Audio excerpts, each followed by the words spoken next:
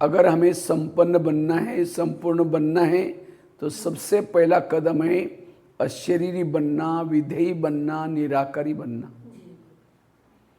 क्योंकि जितना हम निराकारी अवस्था में रहते हैं, अशरीरी स्थिति में रहते हैं, उतना हम संपन्न बन सकते हैं, संपूर्ण बन सकते हैं।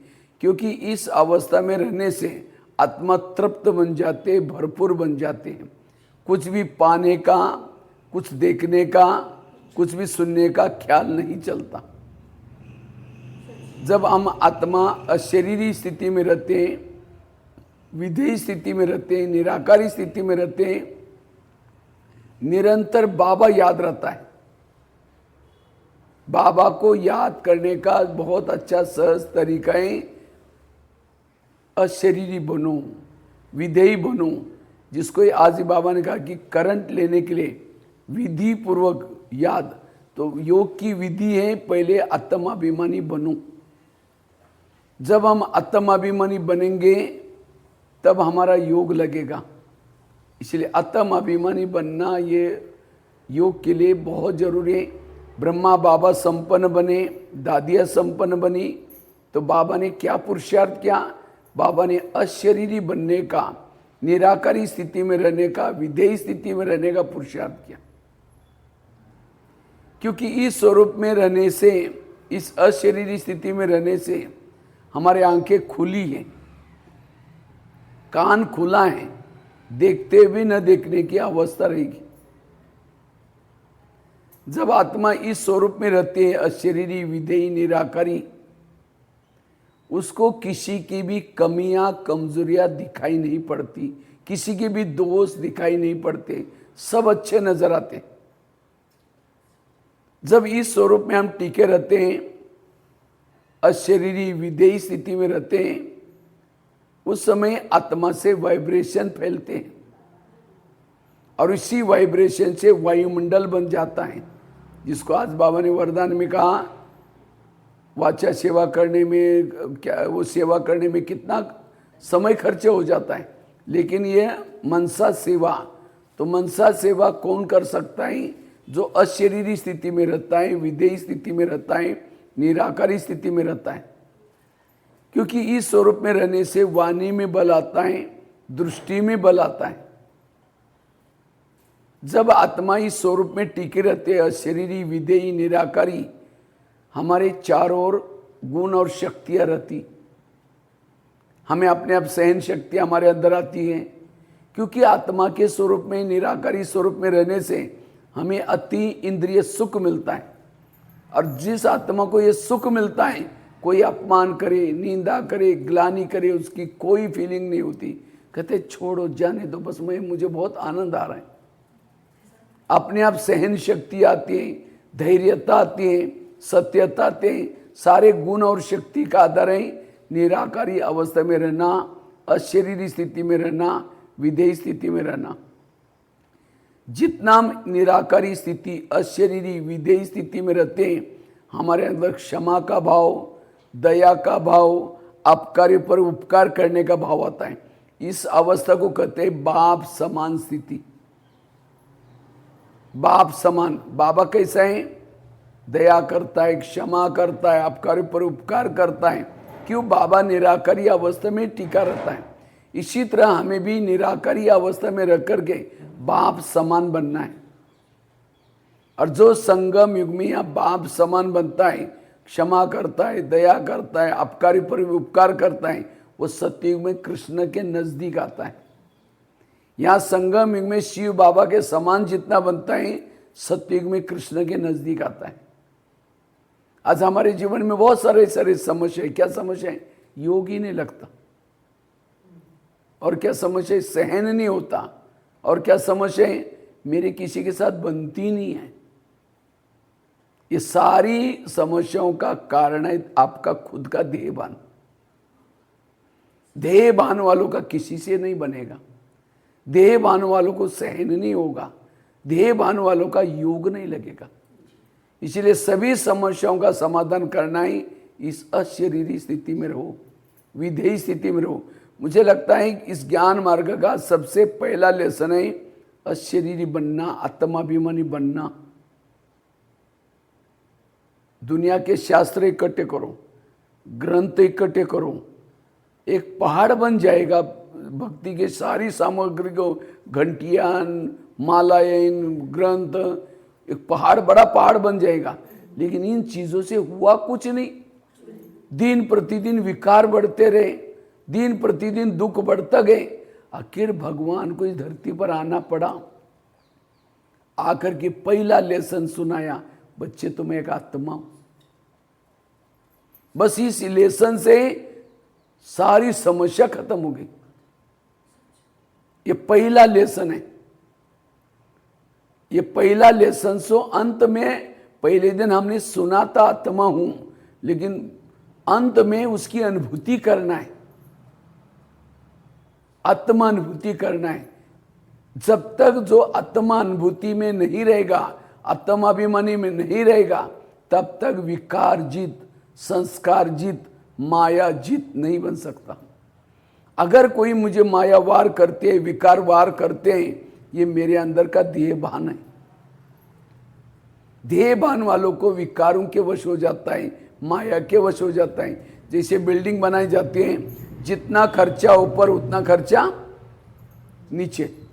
अब जिन्होंने फाउंडेशन डालने में कंजूसी की, पैसा बचाने के चक्कर में, और फटाफट बिल्डिंग बनाई, आंधी तूफान भूकंप आएगा, बिल्डिंग गिर जाएगी।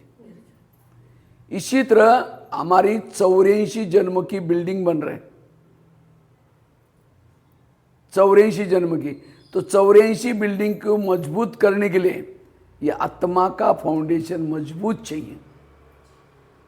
जिन्होंने आत्माभिमान का अनुभव किया ही नहीं, अशरीरी का अनुभव किया नहीं, सेवा करने में लगा है, दूसरों को सुनाने में लगा हुआ है, और बातों में लगा हुआ है, जब माया का आंधी तूफान आएगा गिर जाएंगे, असफल हो जाएंगे। इसका मतलब मेरा पहला फाउंडेशन पक्का नहीं। जो अशरीरी स्थिति में रहता है, विधेयी स्थिति में रहता है, निराकारी स्थिति में रहता है, उसके अंदर के देवताओं के संस्कार और देवताओं की संस्कृति अपने आप आती। परमधाम से बाबा क्यों आया इस धरती पर? क्यों आए? हमें आत्माभिमानी बनाने के लिए आए। सतयुग था, वो कलयुग क्यों बना? देह भान में आने से। अब ये कलयुग का सतयुग कब बनेगा? आत्माभिमानी बनने से। सारा खेल अशरीरी विधेयी स्थिति का। कोई भी मुरली उठाओ, बाबा कहते बच्चे आत्मा समझो, बच्चे आत्मा समझो। हर मुरली में बाकी जो हमारा जो ज्ञान है विस्तार में, ये ज्ञान भी आत्माभिमानी बनाने के लिए। अस्कई कहते हैं जब से हम ज्ञान में चलते हैं, कभी मुरली मिस नहीं करते। अगर आप मुरली मिस नहीं करते तो आपका भान क्या चाहिए? आत्मा का भान चाहिए। अगर आत्मा का भान नहीं है तो आपका ज्ञान केवल सुनने तक है, आचरण में नहीं है। जो मुरलियों को सुन करके उसका धारणा करता है, उस पॉइंट का स्वरूप बन जाता है। जो मुरली के पॉइंट्स हैं, वो पॉइंट का जो स्वरूप बन जाता है, वो ऑटोमेटिकली पॉइंट स्वरूप बन जाएगा, अशरीरी बन जाएगा। इसलिए ज्ञान को केवल सुनो नहीं, उसका स्वरूप बन के चलो, तब आत्माभिमानी बनेगी। आज कई कहते हैं जब से ज्ञान में आए हम अमृत वाला कभी मिस नहीं करते, नुमा श्याम का योग करते हैं, ट्रैफिक कंट्रोल करते हैं। अगर ये सारा करते तो आपका भान क्या चाहिए? आत्मा का भान चाहिए। अगर नहीं है तो योग में शरीर बैठता है, मन बुद्धि भटकती। जिसकी सचमुच मन बुद्धि परमधाम में जाएगी, वो ऑटोमेटिकली अशरीरी विधेयी स्थिति में सारा दिन टिके रहेंगे। आज कई कहते जब से ब्रह्मा कुमारी में आए हम शुद्ध भोजन खाते हैं, बाहर का भोजन नहीं खाते, पवित्रता का पालन किए हैं, सारी चीज़ों का धारणा किए। अगर आपकी धारणा है तो भान क्या चाहिए?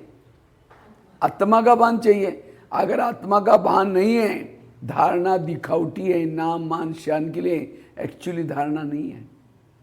मधुबन में पहले बाबा मिलन में लेके जाते थे भाई बहनों को, तो 1 साल तक वो रेगुलर क्लास का स्टूडेंट चाहिए, रोज मुरली सुनता है, हाजिरी लगाते थे। ब्रह्मचर्य का 1 साल से पालन किया हुआ हूं, खान पान का पालन किया हुआ हूं, नियम मर्यादा प्रमाण चलता हूं, उसको ही क्या करते हैं, मधुबन में जाने की परमिशन मिलती थी। क्योंकि ये 1 साल तक जो करता है, पवित्रता का पालन करता है, भोजन शुद्ध खाता है, मुरली रोज सुनता है, अमृत वाला रोज करता है, उससे आत्मिक भान आता है। और जो आत्मिक भान बना करके जो माउंट आबू में जाएगा, उसको ही परमात्मा की अनुभूति होगी, परमात्मा के मिलन का अनुभव होगा। एक बार मुझे बैठने का चांस माताओं के साइड पर मिला था। मैं नीचे बैठ करके मुरली लिखता था बाबा मिलन में। तो बाबा आए थे, बाबा आकर के गुलजार दादी के तन में आधी मुरली हो चुकी थी। तो मैं बैठा था माताओं की साइड, तो एक माता धीरे से पीछे मुड़ के दूसरी माता जी को कहते, ये बाबा जी कब आएंगे? हाँ? क्योंकि गुलजार दादी के तन में बाबा है, तो उनको लगा ये माता जी उठ के जाएंगे तब तो बाबा जाएंगे। कहते ये माता जी बोलती जा रहे, उसका गला भी बैठा हुआ है। क्योंकि गुलजार दादी के तन में बाबा आने से, कहते इसका शाम को गला ठीक था कल, क्योंकि बाप दादा के पहले गुलजार दादी का क्लास होता था। कहते उसका कल गला ठीक था, आज तो गला भी बैठा है, और उसका कुछ आवाज़ भी समझ, ये उठ के जाएगी तब तो बाबा जाकर बैठेंगे गदीले पर। देखो बाबा आया था, लेकिन माताओं को अनुभव नहीं हुआ देह भान। इसलिए मधुबन में जैसे बाबा ने कहा, वो करंट, बाबा से करंट लेने के लिए आत्मिक भान चाहिए। आत्मिक भान में बैठने वालों को जैसे कोई टॉर्च जैसे पावरफुल आती है, वैसे लाइट बाबा का करंट अनुभव होगा। इसलिए आत्माभिमानी बनना बहुत जरूरी।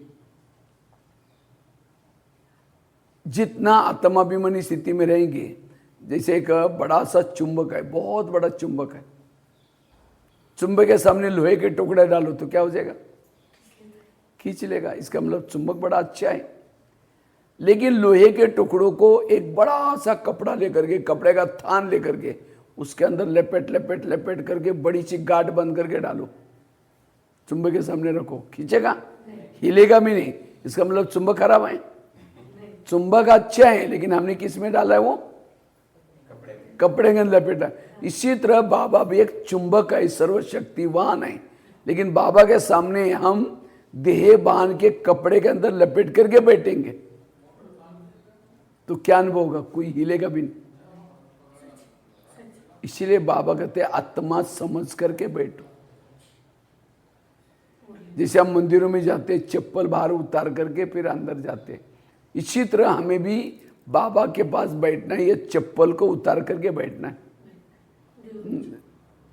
3 लोक में दिखा है ना, 3 लोक में नीचे सृष्टि है और बाबा उस ऊपर मंदिर में बैठा है। परम धाम है मंदिर, तो उस मंदिर में जाना है, इस चमड़ी को उतार करके, देहबान को उतार करके आत्मा समझ करके जाओ।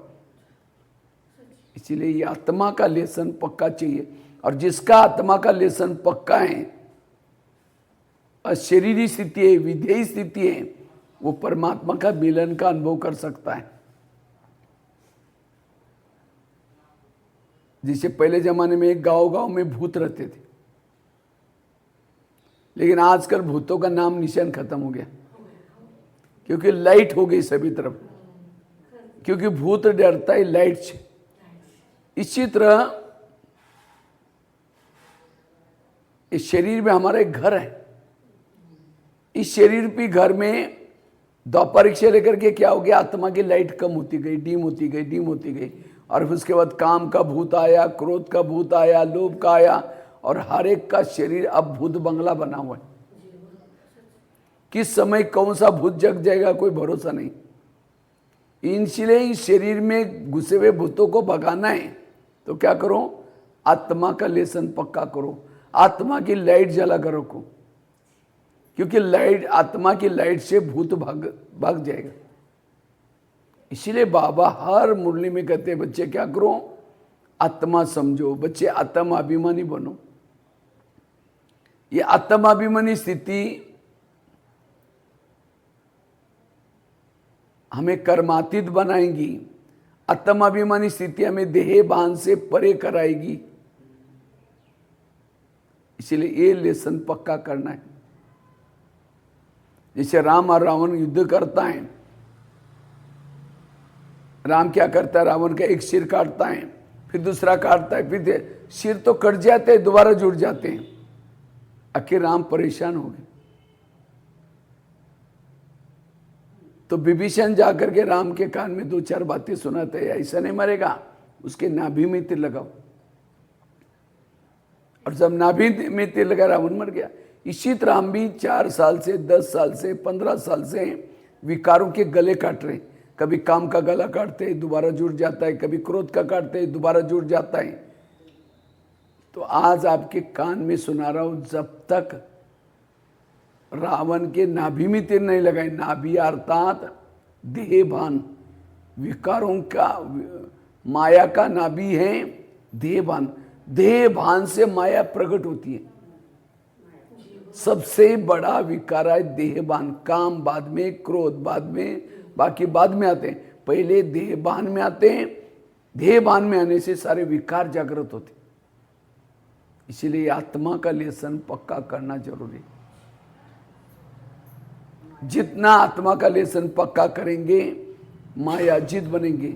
इसलिए शाम के समय घर में दीपक जला कर रखते हैं ना, दीपक, तो हमारे भी शरीर में निरंतर ये आत्मा का दीपक जलता रहे, आत्माभिमानी स्थिति। और इससे हमें अतीन्द्रिय सुख मिलेगा, कर्म योगी बन सकेंगे। इतना ही नहीं, आत्माभिमानी स्थिति में रहने वालों से कोई भी विकर्म नहीं होते। आत्माभिमानी स्थिति में रहने से सभी इंद्रियां हमारे वश में रहती हैं। घर में कोई बड़ा होता है, छोटे आपस में लड़ते नहीं है।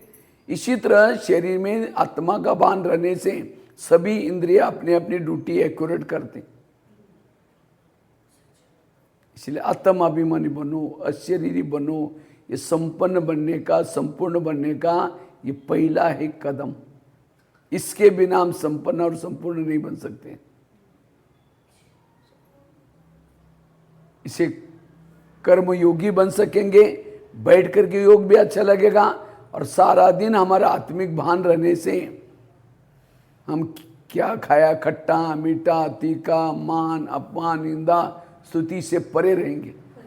और ये इससे हमारे अलौकिक व्यवहार दिखाई पड़ेगा, अलौकिकता नजर आएगी हमारे अंदर। इससे हम हल्कापन रहेंगे, देवताओं के संस्कार आएंगे, देवताओं की संस्कृति आएगी। इसलिए अशरीरी विधेयी बनने का अभ्यास। तो ये अभ्यास हम कैसे करें? ये तो मैंने आपको महत्व गिनाया। अशरीरी बनना, विधेयी बनना, इसका कितना महत्व है। लेकिन वो हम कैसे बने, क्या करें, उसके लिए पुरुषार्थ। उसके लिए सबसे पहला पुरुषार्थ है, अगर अशरीरी बनना है, विधेयी बनना है, निराकारी बनना है, उसके लिए पवित्रता की धारणा बड़ी मजबूत चाहिए। क्यों? पवित्रता और आत्माभिमानी स्थिति का कनेक्शन क्या है? पहले जमाने में घर घर में दीपक रहते थे, दीवा, दीवा बोलते, दीवा या चिमनी बोलते उसको मराठी में। एक त्रिकोणा सा रहता था, नीचे से वो गोल सा उसका ये रहता था, और उसके अंदर ढक्कन ऊपर रहता था, उसमें बीच में बाती रहती थी, और केरोसिन। और बाती तो खास सूत वाला होता था, सूत वाला, क्योंकि सूत नीचे भीग गया तो ऊपर तक भीग जाता है, अपने आप नीचे जा। तो चिमनी रहती थी, चिमनी के अंदर केरोसिन डालते थे, केरोसिन डालते थे, माचिस लगाओ, फ्लेम जलती रहती थी। अगर उस चिमनी के अंदर तेल नहीं है, माचिस लगाओ, नहीं जलेगा। सारा डब्बा भी खत्म हो जाएगा तो भी नहीं जलेगा। इसी तरह योगी भी क्या है? एक चिमनी। योगी क्या है? चिमनी है, दीवा है, और इसके अंदर तेल है, पवित्रता। जितना जिस योगी के पास पवित्रता ज्यादा है, कहने की जरूरत नहीं मैं आत्मा हूं, अपने आप रुकुटी में दीपक जलता रहेगा। और जितना दीपक, एक होता है 0 का बल्ब, दूसरा होता है 40 का, 60 का, 100 का, 120 का मरकुरी का। तो जितना दीपक वोल्ट ज्यादा उतना उजाला देता है। इसी तरह जितनी आत्मिक स्थिति ज्यादा उतनी सेवा ज्यादा कर सकता है, उतना एरिया का वो राजा बन सकता है। अगर यहाँ बैठ करके आपकी लाइट विश्व तक फैलनी चाहिए, विश्व का राजा बनेंगे। अगर आपके राज्य तक केवल फैलते हैं तो स्टेट का राजा बनेंगे। अगर आपके जिले तक फैलते जिले का राजा बनेंगे। अगर आपका सिर्फ केवल गांव तक फैलता है, गांव का मुखिया बन जाएंगे। अगर लाइट ही नहीं फैलती, योग में बैठते टिम टिम करती रहती, सारा दिन बुझी रहती है, तो दास दासी का पाठ मिलेगा। सारा खेल इस लाइट का है। आत्मा की लाइट बढ़ाओ, अशरीरी बनो, विधेयी बनो। अच्छे दिए के अंदर तेल है, बीच में बात ही नहीं है। माचिस लगाओ, पूरा डब्बा भी खत्म हो जाएगा, नहीं जले। इसी तरह मेरे शरीर में पवित्रता है, लेकिन हम स्मृति में नहीं रहते, स्मृति में नहीं रहते तो भी अशरीरी विधेयी नहीं बनेंगे। हमें सदा हमारी बुद्धि में ऊपर जाना है, परमधाम जाना है। मैं वहां से आया हूँ, अभी कलयुग खत्म होने, अभी ऊपर जाना है। जितना मेरा ध्यान ऊपर लगा रहेगा, उतना हमारे शरीर में जो फैली हुई पवित्रता वो ऊपर चलेगी और आत्मा तक जाएगी, और उसी से दीपक फ्लेम जलेगी। फ्लेम का भोजन है केरोसिन। उसको जितना वो बाती से केरोसिन आता, फ्लेम निरंतर जगती रहते। इसी तरह आत्मा की फ्लेम का भोजन है पवित्रता। जितना पवित्रता है, निरंतर आत्मिक स्थिति, निरंतर आत्मिक स्थिति, निरंतर परमात्मा की याद। इसलिए पवित्रता जरूरी, और वो भी पवित्रता मनसा वाचा कर्मणा, वो पवित्रता। तो पवित्रता से निराकारी अशरीरी बनेंगे। दूसरी बात है, अगर मुझे अशरीरी विधेयी निराकारी बनना है, उसके लिए आत्मा की जो ओरिजिनल गुण है 7, कौन से? शांत स्वरूप, आनंद स्वरूप, शक्ति स्वरूप, प्रेम स्वरूप, ये 7 गुणों में सत्व प्रधान जिसको बाबा कहते, इसमें अभ्यास करो, इसका अनुभव करो। जितना ये 7 गुणों का अनुभव करेंगे, आत्म अभिमानी अशरीरी बनेंगे। समझो, शांत स्वरूप में एक दिन टिके रहो। ये कोई मैं क्लास नहीं कर रहा हूं, लेकिन हमने जो अनुभव किया आत्माभिमानी बनने के लिए, वो बातें सुना रहा हूं। मैंने सप्ताह के 7 दिन के लिए, एक दिन के लिए एक स्वरूप का अभ्यास शुरू किया। सोमवार के दिन शांत स्वरूप में रहना है, मंगलवार के दिन आनंद स्वरूप में रहना है, बुधवार के दिन शक्ति स्वरूप में रहना है। एक दिन के लिए एक स्वरूप का अभ्यास करो। ये 7 गुणों की कमी, यही हमारा देहभान है। इसलिए अशरीरी बनना है, विधेयी बनना है, निराकारी बनना है, ये 7 गुणों का अभ्यास करो। मैं दिवाली के समय खास 4-5 बार नेपाल में गया था। नेपाल में गया था तो वहाँ एक मैंने वंडरफुल चीज़ क्या देखी, वहाँ जो भाई टीका होता है, तो भाई टीका कैसे लगाते हैं? 7 कलर का तिलक लगाते, 7 कलर। तो क्लास में इतने भाई बहने होते हैं, लेकिन बहनें बिल्कुल प्यार से पहला एक कलर लगाएंगी सफ़ेद, उसके ऊपर लाल वाला, फिर उसके ऊपर पीला वाला, उसके ऊपर हरा वाला, नीला वाला, ये सारे 7 कलर वो 7 कलर का उनका स्पॉट, एक बर्तन ही होता है उसमें डुबा डुबा करके 7 कलर। ये 7 कलर 7 गुणों का प्रतीक है, 7 आत्मा के ओरिजिनल गुण। और जब आत्मा ये ओरिजिनल गुणों के स्वरूप बनेगी, सत्व प्रधान बनेगी, ये है सत्व प्रधान। और ऐसी सत्व प्रधान 7 गुणों से भरपूर आत्मा सत्युग में जाते। लेकिन आज सत्व प्रधान नहीं, तमो प्रधान है। तमो प्रधान किसको कहेंगे? ये 7 गुणों की कमी, ये है तमो प्रधान। तमो प्रधान कलयुग में होते हैं, सत्व प्रधान सत्युग। अगर सत्युग में जाना है, ये 7 गुणों से भरपूर बनो। ओरिजिनल आत्मा की ये गुण है। और जब आत्मा इस ओरिजिनल गुणों के स्वरूप में रहते हैं, संपन्न बनती। मुझे कुछ नहीं चाहिए, मेरे पास सब कुछ है, भरपूर। वो आत्मा खुश रहते हैं सदा, कोई पाने की, देखने की कुछ भी इच्छा नहीं होती। और वो आत्मा भरपूर अशरीरी विदेही अवस्था। तीसरी बात है, अगर मुझे अशरीरी बनना है, विदेही बनना है, निराकारी बनना है, उसके लिए निरहंकारी बनने की जरूरत है। जितना निरहंकारी उतना निराकारी। बाबा ने भी जाते जाते 3 शब्द बोल के गए। बाबा ने कहा कि बच्चे, निराकारी बनो, निर्विकारी बनो, निरहंकारी बनो। क्योंकि जिसके अंदर कोई कलाओं का, विशेषता का अभिमान आता है, अभिमान वालों के संकल्प चलते हैं। मुझे पूछा ही नहीं, मुझे बिना पूछे किया, मुझे ये नहीं किया। ये पूछ की पूछ बड़ी लंबी होती है।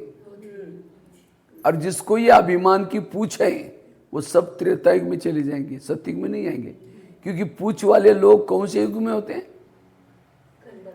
त्रेतायुग में राम के जितने भगत है, बंदर सेना, सबको पीछे से पूछ है। और सतयुग में एक भी गोपिका को किसी को पूछ नहीं है। इसलिए निरहंकारी बनने वाला सतयुग में जाता है, अभिमान वाला त्रेतायुग में जाता है। इसलिए अगर संपन्न बनना है, संपूर्ण बनना है, निरहंकारी बनो। कोई भी कर्तापन का अभिमान ना हो। मैंने क्या, मैं करता हूं, मैंपन के बहुत सारे मुकोटे हैं। मुझे लगता है पिछले संडे में बाबा की शिवरात्रि की मुरली थी। मैंपन का क्या करो? त्याग करो। मैंपन को छोड़ो, बलि चढ़ाओ उसकी। शिवरात्रि की मुरली थी।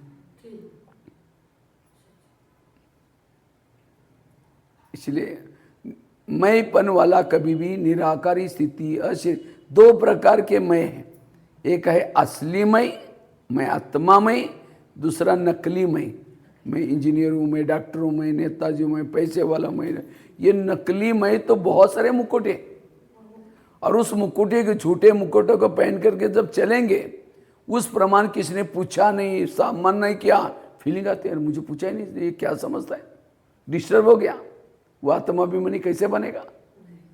इसलिए असली मुकुटा पहन के चलो रोज।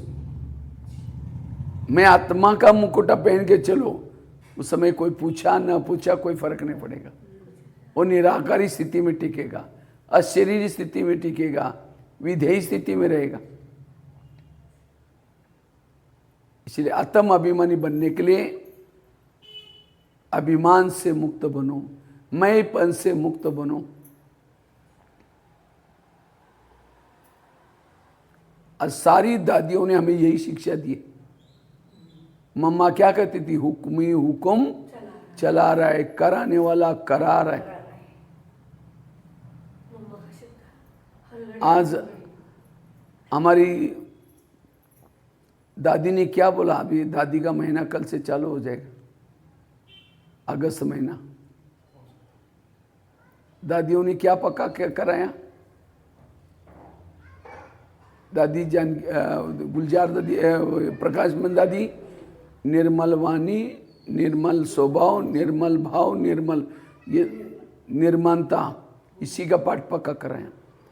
आज हमारे ब्रह्मा बाबा ने भी निराकारी बनो, निर्विकारी बनो, निरहंकारी बनो। हमारी दादी जानकी जी हर क्लास में क्या बोलती थी? मैं कौन और मेरा कौन। इसलिए निरहंकारी बनना, क्योंकि आज जो हम कर रहे हैं, हम नहीं कर रहे, कराने वाला, जैसे कठपुतलिया होता है, कठपुतलिया, इसको इंग्लिश में पपेट शो बोलते हैं, और ये खास तो राजस्थान वाले लोग कराते हैं। पर्दे के पीछे कोई व्यक्ति बैठता है और उसके हाथ में महीन धागे होते हैं, स्टेज बना रहता है, स्टेज पब्लिक सामने बैठते हैं और उसी के पर्दे के पीछे कोई बैठता है और क्या करता है, महीन धागे से वो डॉल्स को क्या करता है, नचाता है और उसका नाच देख करके पब्लिक अगर तालियां बजाए, वाह कितने अच्छी डांस करें, खींचने वाला कहेगा अच्छा तुम ही कर लेना, वो खींचेगा नहीं तो वही लटक जाएगी। इसी तरह हम सभी भी कठपुतली है, पर्दे के पीछे बैठता है और वहां से हमें हमारे से सेवा कराता है, कार्य कराता है, ये कराता है, और जब हमारी कार्य की महिमा होती है, वाहवाही होती है, तो हम कहते हैं मैंने अच्छा किया ना, मैं अच्छा करती हूँ ना, वो कहेगा अच्छा तुम ही कर लेना, फिर अगले बार लटक जाएंगे ऐसे। इसलिए कोई भी कार्य कराया, बाबा आपने कराया, हाँ बाबा आपने कराया, बाबा बाबा कहो, उसको ये करो, मैं कुछ नहीं करता हूं। ये अभिमान हर इंसान में भरा हुआ है और अभिमान के कारण टकराव है, अभिमान के कारण प्रॉब्लम है, अभिमान वालों को तनाव टेंशन पैदा हो रहे हैं, अभिमान वालों के संकल्प विकल्प चलते हैं। इसलिए निश्चिंत रहो, कराने वाला करा रहे हैं, मैं तो निमित्त मात्र हूं। जितना ये भाव रहेगा उतना आपको यूज करेगा और आपसे कार्य कराएगा। इसलिए अभिमान व्यक्ति को निरहंकारी बनो, निरहंकारी वाला निश्चिंत है और प्रभु के भरोसे पर चलता है, इसीलिए वो सफलता प्राप्त करता है। अजरावन बहुत होशियार था, शास्त्रों का ज्ञाता था, सोने की लंका थी, लेकिन इन सब चीज का क्या था, उसको अभिमान था और अभिमान के कारण पूरा परिवार को लेकर खत्म हो गया। इसलिए कभी भी हमें अभिमान ना आए, अभिमान वाला कभी भी आत्मिक स्वरूप में नहीं टिक सकता। एक व्यक्ति था, वे बड़ा सा सेठ जी थे, तो सेठ जी कहीं भी जब जाते हैं ना, लोग कहते गुड मॉर्निंग, नमस्ते, राम राम, सलाम। अब सामने वाला नमस्ते गुड मॉर्निंग बोलता तो सामने वाला भी क्या बोलता है, हाँ नमस्ते गुड मॉर्निंग। लेकिन सेठ जी को जब भी कोई गुड मॉर्निंग सलाम बोलता था, सेठ जी क्या बोलते थे, हाँ कह देंगे, हाँ बता देंगे, कह देंगे। लोगों को लग रहा है हम इनको गुड मॉर्निंग बोल रहे हैं, सलाम राम राम बोल रहे हैं, और ये तो बोल रहे कह देंगे, बता देंगे। तो एक व्यक्ति हिम्मत करके उनके पास गया, कहता कि सेठ जी हम आपको गुड मॉर्निंग सलाम राम राम बोलते हैं और आप तो बोलते कह देंगे बता देंगे, ऐसा क्यों? तो सेठ जी हंसने लगे, कहते इसके पीछे बहुत बड़ा राज है। कहता एक बार मैं बहुत गरीब था और जब गरीब था मुझे कोई गुड मॉर्निंग, कोई सलाम राम राम कोई नहीं बोलता था। तो उसी समय मुझे एक लक्ष्मी माता प्रसन्न हो गई। अब जब लक्ष्मी माता प्रसन्न हो गई, मेरे पास बहुत धन आ गया, इतना धन आता हो गया, मैं सेठ जी बन गया। जब मैं सेठ जी बन गया तो मेरे को लेकर के लोग, मेरे को देख करके गुड मॉर्निंग सलाम बोलने लगे।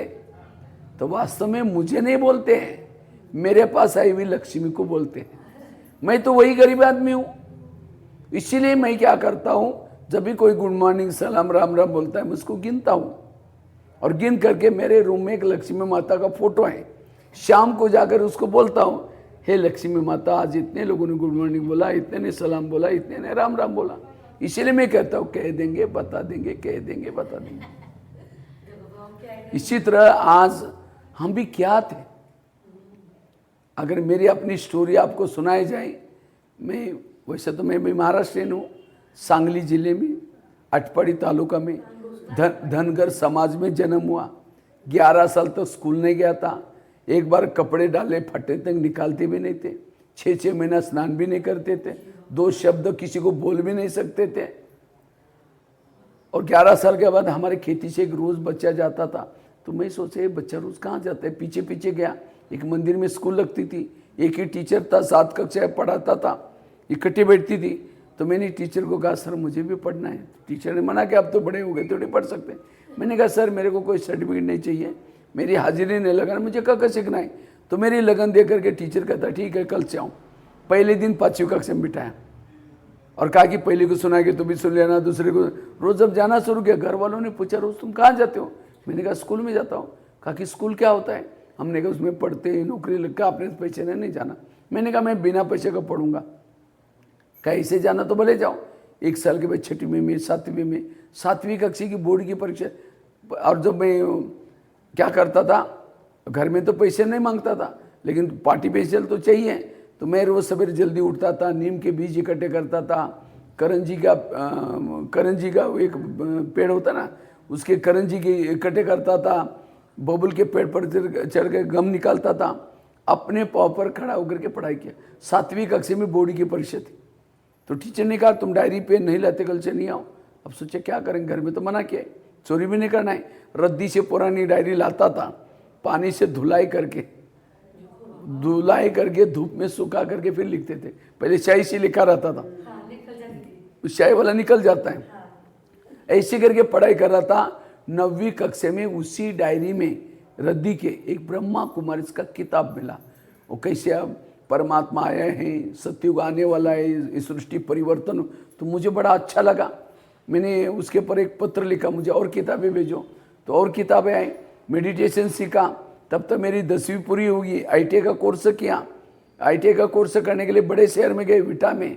तो वहाँ ही ब्रह्मा कुमारी की पाठशाला थी। तो पाठशाला में जाना चालू किया। जब पहले दिन पाठशाला में गए थे, मुरली चली थी, बच्चे तुम आत्मा हो, आत्मा का पाठ पक्का करो। मुझे लगा यहाँ का मुख्य लेसन आत्मा का है। मैं बाहर जा करके अपने हाथ पर भी लिख करके रखा है, देखो मैं आत्मा हूँ। और रोज जब जाना शुरू किया तो उसके बाद एक दिन बाबा मुरली में कहते हैं बच्चे बाहर का भोजन नहीं खाना है, शुद्ध भोजन खाना है। मेरा तो घर से टिफिन आता था, मैं घर वालों को पत्र लिखा मुझे भोजन नहीं भेजो, मैं खुद बनाऊंगा। अब मुझे ना पैसे थे मेरे पास, ना बनाने आता था, तो भी ईश्वरीय नियमों का पालन करना है। तो मैंने क्या किया, किचन माताओं ने मुझे स्टोव दिया, एक पतीला दिया, चावल उबाल करके 4 साल तक चावल में शक्कर डाल के खाते थे, चीनी डाल के। बाहर का भोजन नहीं खाया। आज माउंट आबू में जहाँ 25,000 लोगों का भोजन बनता है, उस किचन में सेवा करना। जब मैं उसके बाद ITA पूरा हुआ, बहनों को कहा बहन जी मुझे मधुबन में जाना है। तो कहा कि तुम गरीब बच्चा वहाँ जाकर करोगे क्या? अब मैं महाराष्ट्र वाले मराठी टोपी पहन के आता था, क्लास में बैठता था, स्कूल के ड्रेस में आता था, खाकी हाफ चड्डी पहन करके, ये पहन करके फटा हुआ कुर्ता था, ऐसा पकड़ करके लास्ट में बैठ, 2 शब्द भी किसी को नहीं बोलता था। तो बहनें कहती थी तुम गरीब बच्चा वहाँ जाकर करोगे क्या, तुमको क्या आता है? तो भी लगन थी कि मुझे नहीं, क्या करना है, ये ज्ञान सुनना है। तो करते करते आज वंडरफुल बाबा ने इतना चमत्कार सिखाया। आज 12,000 कॉलेज में जाकर लेक्चर किए, 1100-1200 जेलों में लेक्चर किए, 30-40 मासिक में लिखता है, और आज यूट्यूब में, गूगल में। तो ये कमाल है बाबा की। बाबा ने इतना मेरे ऊपर उपकार किया, अपना नाम ही दिया, भगवान ने अपना भाई बनाया।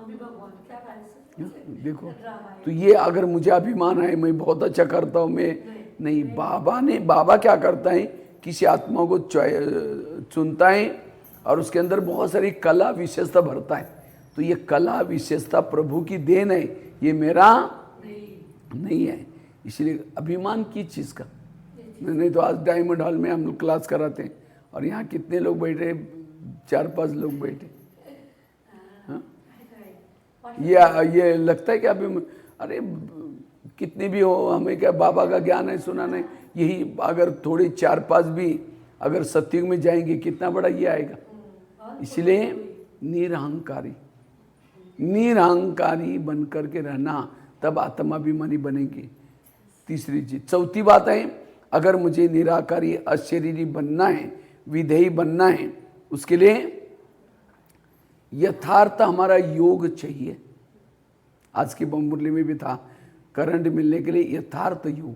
यथार्थ मतलब मन बुद्धि बाबा में लगाना, स्मृति का स्विच चालू करना, बाबा को यथार्थ याद करना। समझे कोई, लेकिन कभी क्या होता है, समझे कोई माता योग लगाने के लिए आ रहे हैं, और आते थे रास्ते में देखा कि बहुत अच्छा सब्जी वाला जा रहे हैं सब्जी लेकर के। फिर सोचे अगर बैंगन की सब्जी बहुत अच्छी है, कांटे वाली बैंगन है, आज दोपहर को भरत बैंगन बना लेते हैं।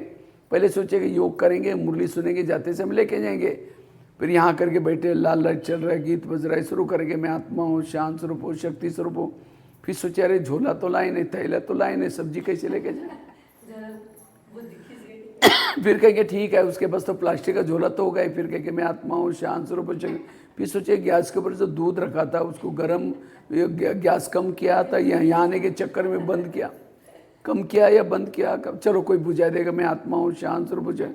फिर सोचे घर में तो मेहमान आने वाला था, मैंने सोचा था उसके लिए पूरन पोली बनाए, लेकिन चने की दाल तो है ही नहीं, चलो छोड़ो कुछ और बना देंगे, मैं आत्मा हूँ, शांत स्वरूप हूँ।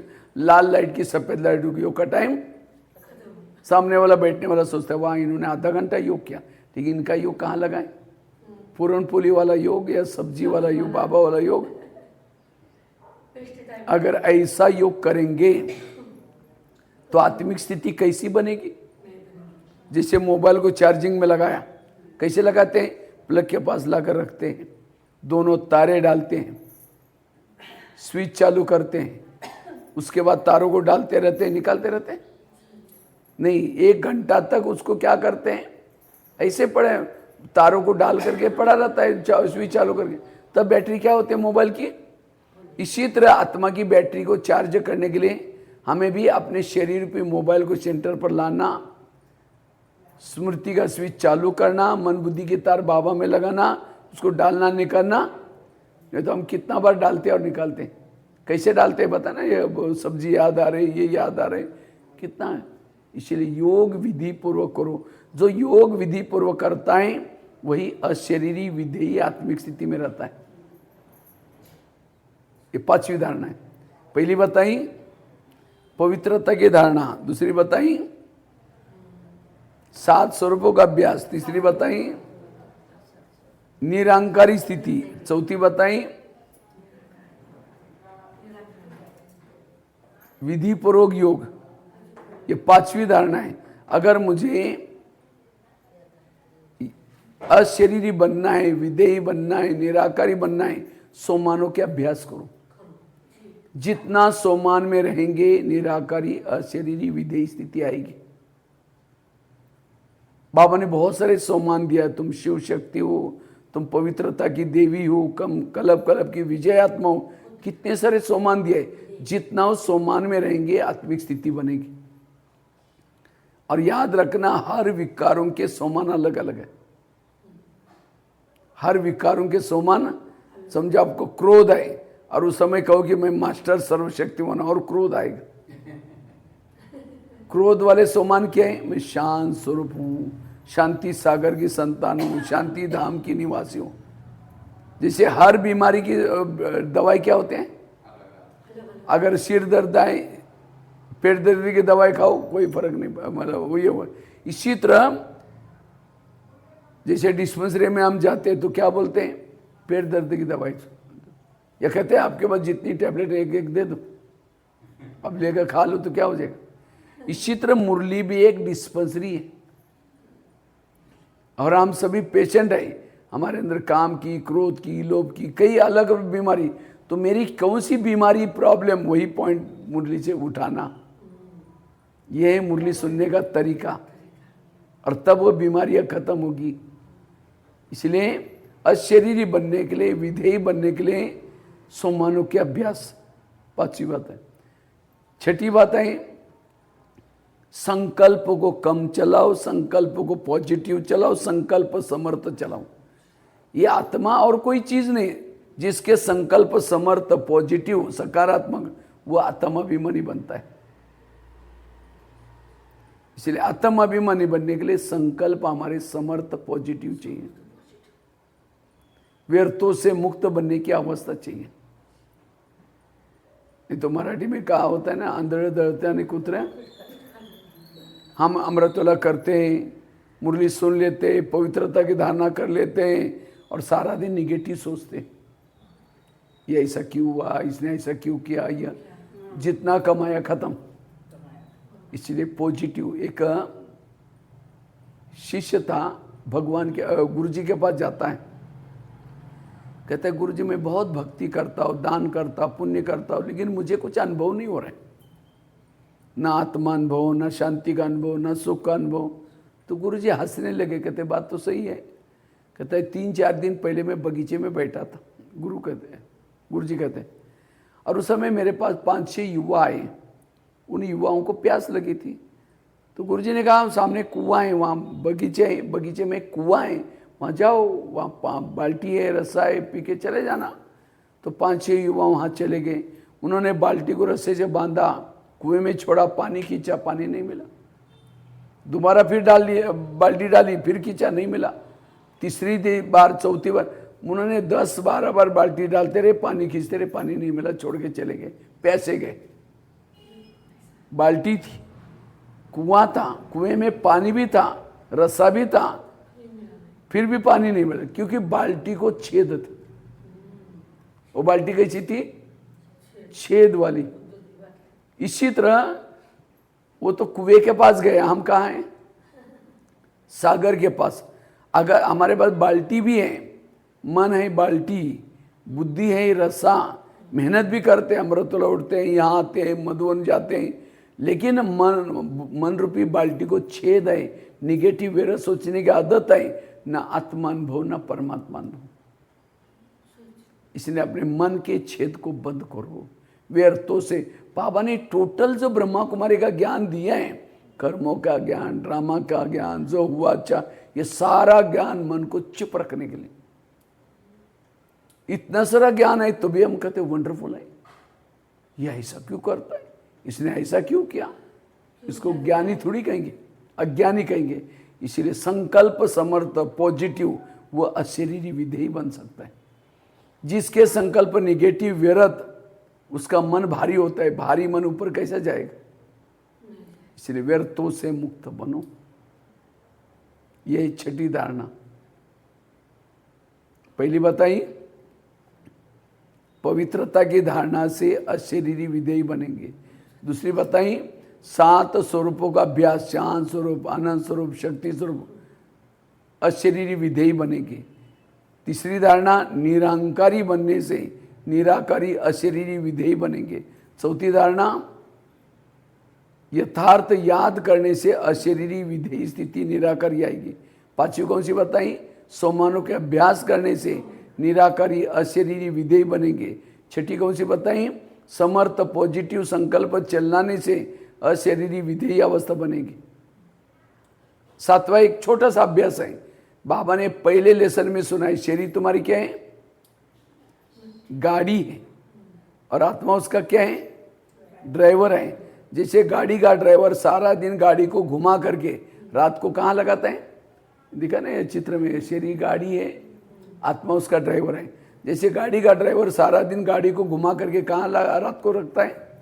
गैरेज में रखता है, और गाड़ी के अंदर नहीं सोता, लॉक करेगा, कवर ढक देगा, गाड़ी को नमस्ते भी करेगा, और उसके बाद अलग से उसकी जहाँ सोने का है वहाँ जाएगा। और आजकल के पूना, मुंबई, कलकत्ता, दिल्ली, बड़े बड़े शहरों में नीचे से पार्किंग पिलर उठाते हैं, और सभी के ऊपर रहने वाले जितने लोग हैं उनके नीचे गाड़ियाँ होती है। इसी तरह ये 3 लोग हमारा चित्र हैं। 3 लोग में जितना भी हम आत्मा रूपी ड्राइवर है, सबका गाड़ियाँ रखने का स्थान है सृष्टि। ये सृष्टि है, पार्किंग प्लेस है नीचे, और सबको रहने का कहाँ है? ऊपर है। लेकिन हम रात को सोते समय कहाँ सोते? गाड़ी में सो जाते। इसने ऐसा बोला, ये बोला, वो बोला, कल सवेरे उठना है, बर्तन मांजना है, ये करना है, ऐसा करके उसी में सो गए। तो सवेरे उठेंगे वहीं, तो यहीं घूमते रहेंगे, यहाँ की बातें याद आएंगी।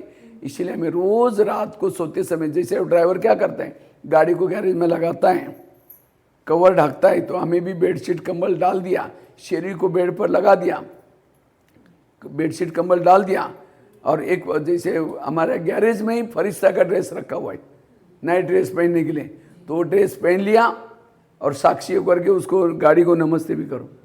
क्योंकि 84 जन्म में बहुत गाड़ियाँ मिली, लेकिन ये गाड़ी जैसी कोई भी गाड़ी, भले बुजुर्ग है, भले कैसी भी है, लेकिन इसे 84 जन्म की दाल रोटी कमा रहे।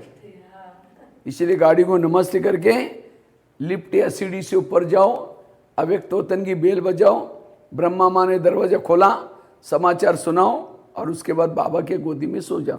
तकिया पर सिर नहीं रखा है, ब्रह्मा बाबा के गोदी में सिर रखा है। रात को कोई स्वप्न नहीं आएंगे, डीप स्लीप हो जाएंगे। और फिर बाबा उठेगा, जैसे माँ के गोदी में बच्चे का सिर है, तो मम्मी को सवेरे जल्दी उठना है, पोछा झाड़ू लगाना है, तो पहले किसको जगाएगी? बच्चों को जगाए, उठो उठो बेटा मुझे काम करने दो। इसी तरह आपका सिर अगर बाबा के गोदी में, बाबा तो सवेरे सवेरे चक्कर लगाने के लिए जाता है, तो बाबा पहले आपको उठाएगा, उठो मैं जा रहा हूँ, तो आपकी अमृत वाला नींद खुलेगी। अगर आप यहाँ सृष्टि पर सोए तो सारा कुछ करने के बाद फिर बाबा उठाएगा, उठो आप। इसलिए अमृत वाला रात को सोते समय बाबा के गोदी में, और इसे सारा दिन लगेगा मैं ऊपर से आई हूँ, मैं आत्मा हूँ, मैं आत्मा हूँ, ये सामने वाली भी आत्मा है, आत्मा। तो सहज आत्मा का अनुभव करने के लिए गाड़ी को गैरेज में लगा करके सोने के लिए ऊपर जाओ, ये अभ्यास करो। और आजकल के जो गाड़ियाँ निकली, स्कूटी मोटरसाइकिल, चाबी डालते ही लाइट चालू हो जाते, दिन हो या रात हो, ऐसा है। कंपनी ने आजकल ऐसा किया हुआ है, क्योंकि गवर्नमेंट ने देखा कि एक्सीडेंट क्यों होता है, लाइट की कमी के कारण। इसी तरह हमें भी निरंतर, हमारी गाड़ी कहाँ चल रही? कलयुग के अंधेरे में चल रही। कलयुग क्या है? अंधेरा है। जैसे अंधेरे में लाइट गाड़ी चलाते हैं, पहले लाइट को स्टार्ट करते हैं, फिर बाद में गाड़ी चलाते हैं। इसी तरह हमें भी आत्माभिमानी बनना है, उसके बाद कहीं चलना है। हमारा लाइट बंद है और हम चल रहे हैं, तो इसीलिए आज एक्सीडेंट होता है, दृष्टि वृत्ति कृति सब। इसीलिए आत्माभिमानी बनने के लिए गाड़ी का एग्जाम्पल याद रखना है। समझो ट्रक वाला क्रॉस कर रहा है, अब ट्रक वाला सामने वाला पहचान वाला है, तो दोनों खिड़की के पास आकर के ट्रक वालों को देख करके बात करता है। ऐसे नहीं कि ट्रक को देख करके वो बात कर रहा है ड्राइवर से। इसी तरह समझो किसी से बात कर रहे हैं, तो हमें भी ड्राइवर कहाँ बैठा है? यहाँ बैठा है, तो इसी खिड़की से देखते हुए उस आत्मा से बात करना है, उसकी शरीर को देख करके बात नहीं करना है। इसलिए ये आत्मा का लेसन पक्का करने के लिए अगर ये भी आज शरीर क्या है, जैसे आजकल मूर्तियां बनाते हैं, गणेश की मूर्ति, दुर्गा की मूर्ति कैसे बनाते हैं? पहले क्या करते हैं, बांस का ढांचा बनाते, बांस आधा छिला हुआ बांस का ढांचा बनाते हैं, उसके ऊपर घास बांधते। घास क्यों बांधते? क्योंकि घास नहीं होगा तो बांस के साथ कीचड़ मिट्टी टिकेगा ही नहीं, निकल जाएगी, टिकेगा नहीं, इसलिए घास बांधते हैं। उसके ऊपर पानी और कीचड़ मिट्टी मिला करके कीचड़ बना करके लगा लेते हैं, चिपका लेते हैं। पेंटिंग करते हैं, काला पेंटिंग, पीला पेंटिंग, कपड़े पहनाते, श्रृंगार किया, हो गई मूर्ति। तो मनुष्य की रचना भी ऐसी है, अंदर हड्डी है, हड्डियाँ मतलब छिला हुआ बांस की तरह ढांचा बना हुआ है, और उसके ऊपर नसें बांधी है, बहुत सारे नसें है बॉडी में, नसें मतलब घास, और उसके ऊपर खून और मौस, मिट्टी और कीचड़ और पानी और मिट्टी, इसीलिए घास, खून और मांस लगा हुआ है, और ऊपर पेंटिंग किया है, काला पेंटिंग, पीला पेंटिंग। अब समझे कोई गोरी वाली मूर्ति है, उसका पेंट हटाओ, अंदर वही मिट्टी होगी। कोई काला किया हुआ है, उसका हटाओ तो अंदर क्या होगी? वही मिट्टी। तो कोई काला हो या गोरा हो, अंदर क्या है? वही मिट्टी है, वही सेल्स हैं, सेल्स हैं उसके अंदर पड़े हैं। अगर वो सेल्स जिंदे हैं, इसीलिए हम आपस में बैठे, और वो सेल्स जिंदे क्यों हैं? आत्मा की लाइट पूरा एक एक जगह पर पहुंची है, पूरा बॉडी में आत्मा की लाइट पहुंचे, इसीलिए सेल्स जिंदे। अगर आत्मा चली गई, सेल्स डेड हो जाएंगे, बॉडी कोई काम की नहीं है। उसको जलाने के लिए जाएंगे तो हम कपड़े भी वापिस आकर के धुलाई करेंगे, कपड़े भी नहीं पहनेंगे वो वाले। तो ऐसी बॉडी को देख करके क्या फायदा? इसलिए आत्मा को देखो, आत्मा से बात करो, हमारा प्यार आत्मा से चाहिए। तो इसलिए आत्मा का अभ्यास पक्का करना, और जितना हम आत्माभिमानी बनेंगे, हम संपन्न और संपूर्ण बनेंगे। इसके लिए कई बातें मैंने सुनाई, बार बार रिपीट भी किया। पहली बात बताई पवित्रता की धारणा, दूसरी बात बताई 7 स्वरूपों का अभ्यास, तीसरी बताई निरंकारी बनना, चौथी बताई यथार्थ योग, पांचवी बताई सोमानों के अभ्यास, छठी बताई व्यर्थ संकल्प से मुक्त बनना, सातवीं बताई गाड़ी को गैरेज में लगा करके सोने के लिए बाबा के पास जाना। अगर ये 7 बातें भी करेंगे तो अशरीरी आत्म अभिमानी बनना बहुत इजी होगा और इससे हमारी सारी समस्या खत्म हो जाएंगी। बेहद का वैराग आएगा। जो आत्म अभिमानी स्थिति में रहता है सत्युग में जाने का भी दिल नहीं करेगा उसको।